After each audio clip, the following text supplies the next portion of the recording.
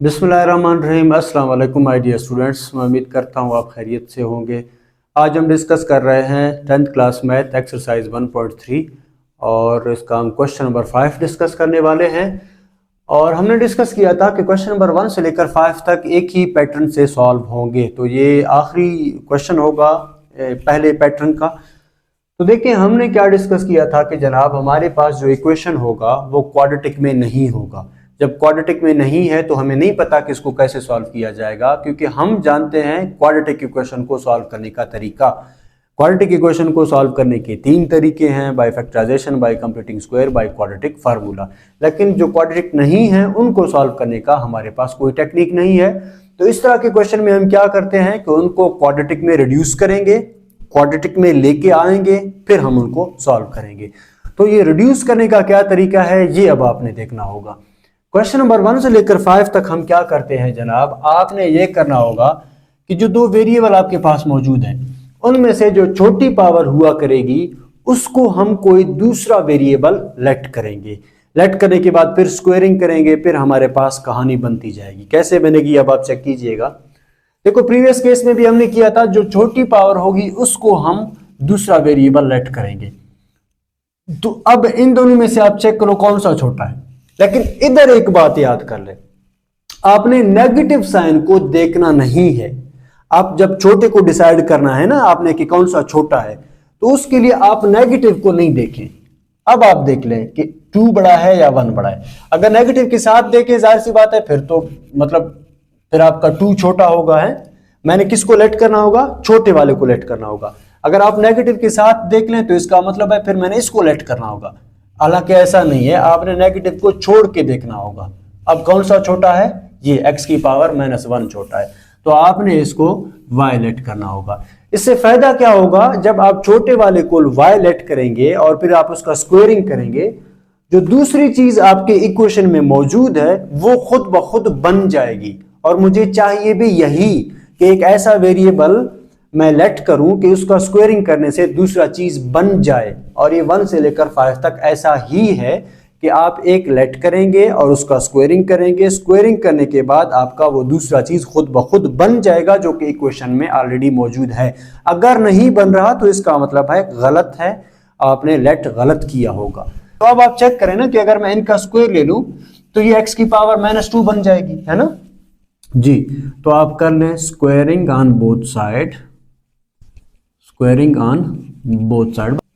तो क्या बात बनती है, y square is equal to x की पावर -1 और इसका भी स्क्वायर। आपको पता है स्क्वायर होल स्क्वायर के साथ मल्टीप्लाई हो जाएगा। So y square is equal to -1 multiplied by 2 -2 बन जाएगा।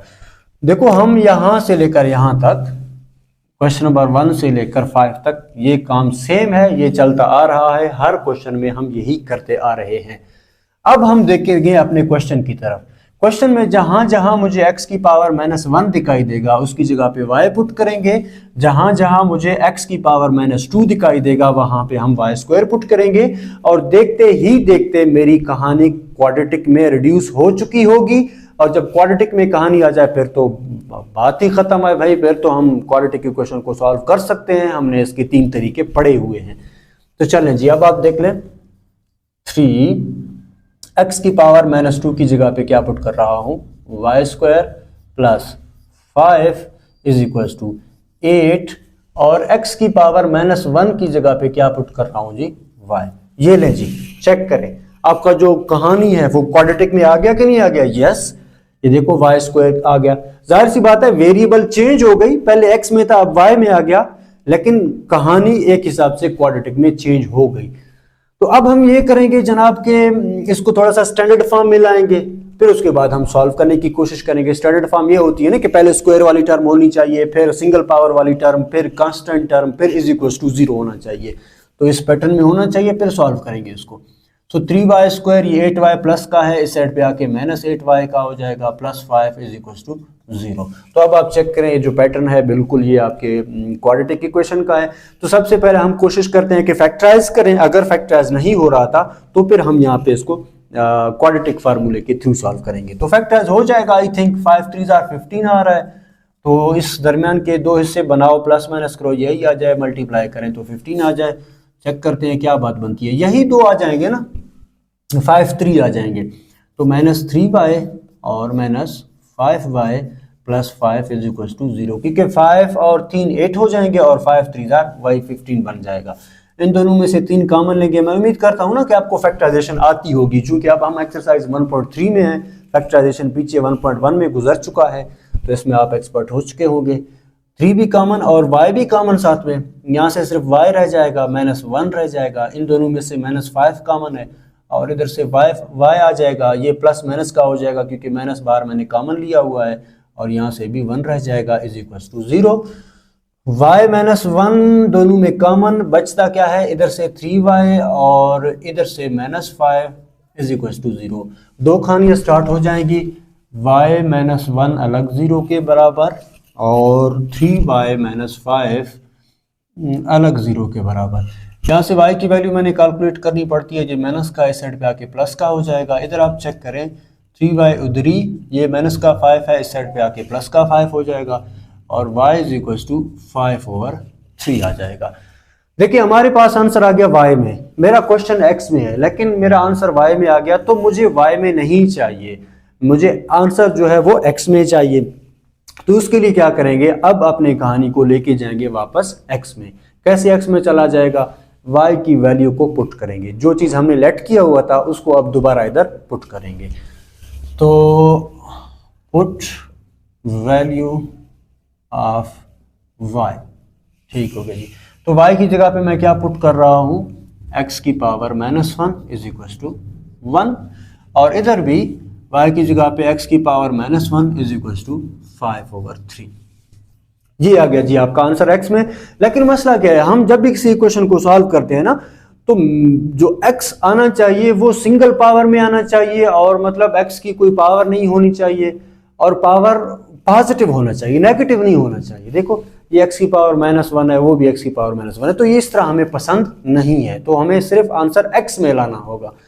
उसके लिए थोड़ा सा देखिए टेक्निक यूज करेंगे। आपको पता है इसके नीचे कुछ नहीं है तो 1 है, इधर भी कुछ नहीं है तो 1 है, तो इसको जब मैं नीचे लेके आ जाऊंगा, आपको पता है ना ये फ्रैक्शन की ये पावर रूल है कि अगर कोई चीज ऊपर नेगेटिव है आप उसको नीचे लेके आ जाएंगे तो उसकी पावर पॉजिटिव हो जाएगी, अगर ऊपर उसकी पावर पॉजिटिव है तो नीचे लेके आ जाएंगे नेगेटिव हो जाएगी। तो ये मतलब कहानी तो चलती आ रही है।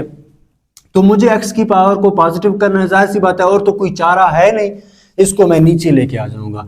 ऊपर 1 रह जाएगा, ये नीचे आ जाएगा तो इसकी पावर प्लस का 1 हो जाएगा, और उस +1 को लिखे या ना लिखे उससे फर्क नहीं पड़ता, और ये नीचे आके इस 1 के साथ मल्टीप्लाई होके दोबारा से वही चीज आ जाएगा इज इक्वल टू 1। ये बात हो गई। अच्छा पहले मैं इस साइड को सॉल्व करता हूं, आप चेक करें इसके नीचे कुछ नहीं है तो 1 है ना, है ना, ये बात तो है। तो अब आप देखें हमें तो आंसर x में चाहिए, ये 1/x है, अभी भी काम तो बराबर नहीं हुआ, हमें सिर्फ x लेके आना है। तो इधर से दो तरीके हैं, या तो आप इसको क्रॉस मल्टीप्लाई करें, ये इधर ऊपर चला जाएगा, ये इधर आ जाएगा, ये भी एक तरीका है, या आप ये कर दें कि आप इसको उठा के ऊपर ले जाएं, मतलब जो चेंज आप लेफ्ट हैंड साइड पे कर रहे हैं वही चेंज राइट हैंड साइड पे भी होगी ना, आप इसको ऊपर लेके जाएं और ये भी ऊपर चला जाएगा, तो ये काम भी आप कर सकते हैं, कोई इशू नहीं है। चले आप क्रॉस मल्टीप्लाई करें, मसला नहीं है। x 1 जार x, ये ऊपर चला गया, और 1 1 जार 1, ये इधर आ गया, तो मतलब आपका आंसर क्या आ गया, x इज इक्वल टू 1। ये बात हो गई। इधर भी आप चेक करें, ये नीचे आ जाएगा तो 1/x हो जाएगा is equal to 5/3। Cross multiply कर दें बेशक ऐसे, तो ये आ जाएगा 3 1 जार 3, इस तरफ आ जाएगा, और ये उधर जाके मल्टीप्लाई हो जाएगा 5x।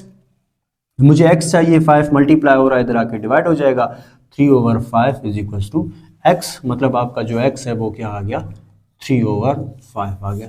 तो इस तरह से आपके पास दो आंसर आ गए इसके। मैं उम्मीद करता हूँ ये क्वेश्चन आपको समझ में आ गया होगा।